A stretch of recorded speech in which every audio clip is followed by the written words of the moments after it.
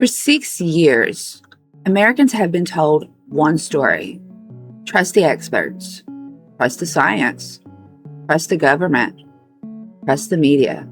And if you don't, you're a conspiracy theorist, science denier, a threat to public health.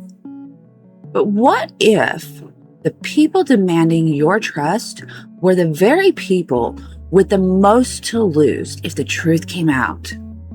What if the virus that shut down the world wasn't simply an act of nature? What if American taxpayer money helped fund the research connected to the outbreak? What if government officials knew far more than they admitted?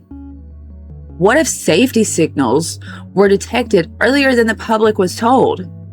What if natural immunity was downplayed because it complicated the push for universal vaccination? And what if the institutions that were supposed to investigate these questions instead worked to suppress them? Tonight, we're going to discuss what I believe may be one of the largest institutional failures and potentially one of the largest cover-ups in modern American history. I'm exiled to the greener grass, searching for the uncertain haze. Welcome back to Choms Talks. I'm Choms, and today we're asking a question that the establishment spent years insisting you shouldn't ask. One of the strongest parts of the COVID story is that almost everyone who got the biggest things wrong never seemed to face consequences. Remember when questioning the lab leak theory could get you banned from social media? Remember when journalists claimed the virus absolutely came from nature? Remember when experts insisted the science was settled? Today, even government agencies acknowledge that a laboratory accident is absolutely a plausible explanation. Think about that. The people who were mocked and censored for asking questions now find themselves much closer to the mainstream than the people who tried to silence them. Yet somehow, nobody is held accountable. Nobody apologizes. Nobody admits the public was misled. Instead, we're simply told to move on. I don't think Americans should move on, because when institutions are wrong at this scale, accountability matters. Let's talk about the question nobody wants to ask. Why was American taxpayer money flowing into coronavirus research connected to Wuhan in the first place? The public was told there was no connection. Then there was a connection, but it wasn't significant. Then there was significant funding, but it wasn't gain of function. Then the definition of gain of function became the argument itself. Notice the pattern? The story kept changing. The goalposts kept moving, and every new document seemed to reveal something the public was previously told wasn't true. My opinion? The issue was never whether bureaucrats could defend their decisions. The issue was whether they were being honest with the American people. And on that question, the record is becoming increasingly difficult to defend. One of the most frustrating chapters of the pandemic involved natural immunity. Millions of Americans recovered from COVID. Many scientists argued that prior infection providing meaningful protection. Study after study began showing that natural immunity was real and substantial. Yet public policy often acted as if natural immunity didn't exist.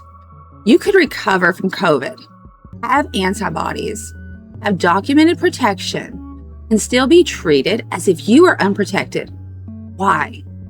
Because acknowledging natural immunity complicated the political and bureaucratic objective of getting as many people vaccinated as possible. At least that's how it looked to millions of Americans. Perception matters. Trust matters.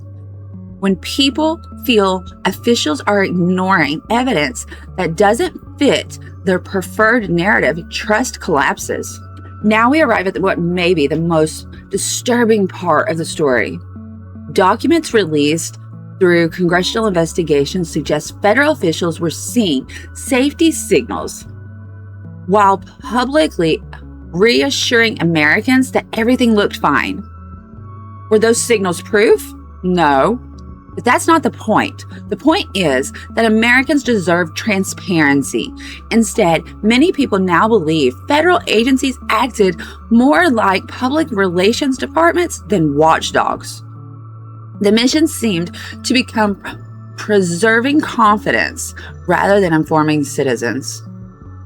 And once a government decides that maintaining public compliance is more important than full transparency, the door opens to all kinds of abuse.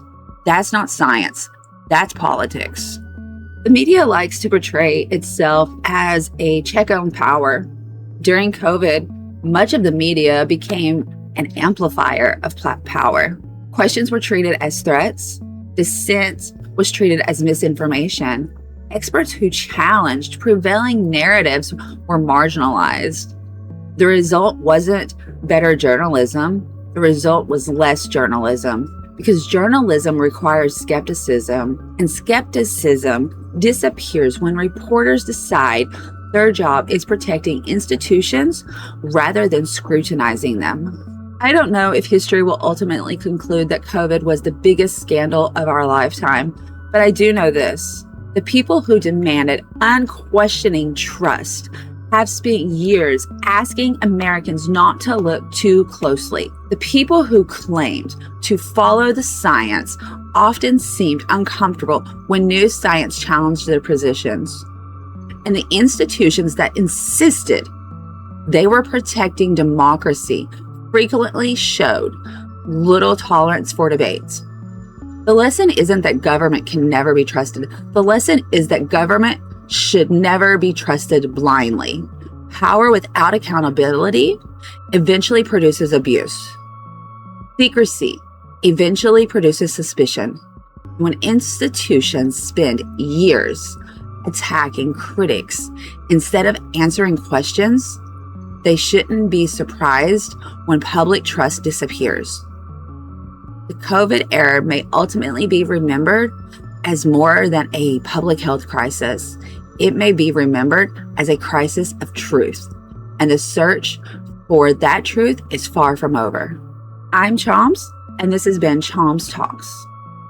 Until next time, stay curious and have a great day. Thank you. Bye.